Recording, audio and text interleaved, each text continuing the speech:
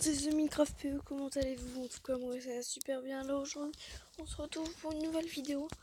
Oui, finalement je pars en vacances demain.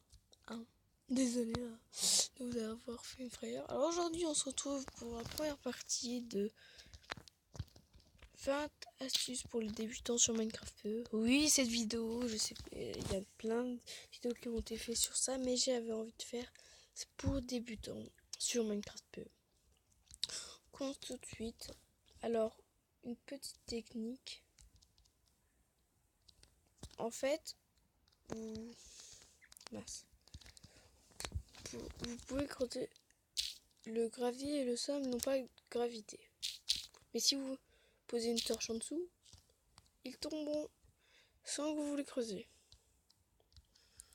Ça marche pour le gravier et aussi pour le sable.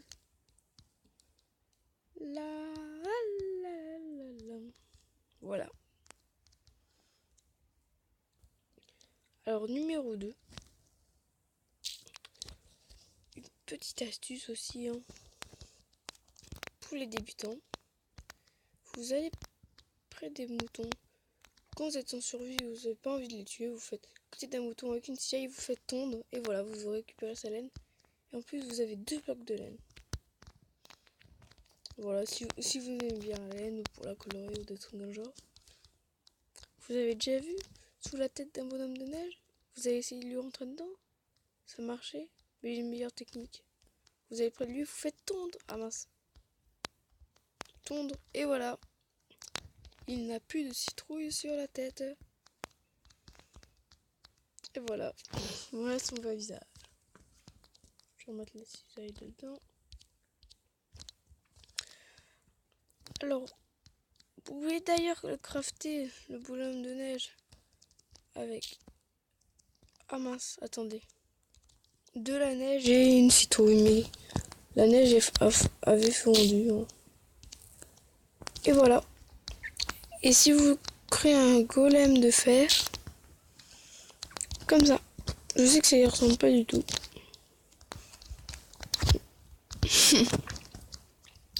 Numéro 4.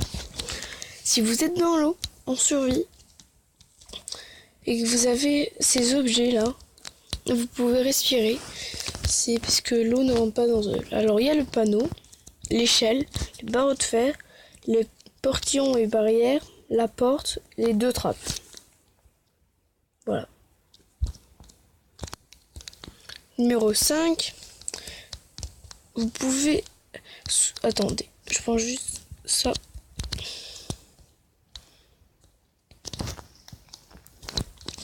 Vous allez...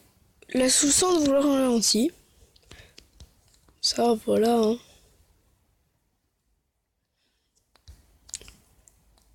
Elle vous ralentit encore plus avec de la glace.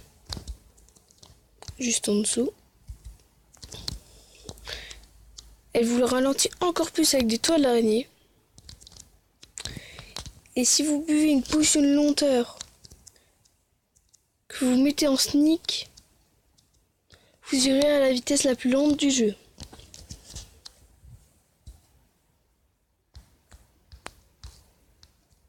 Voilà. Alors, numéro 6.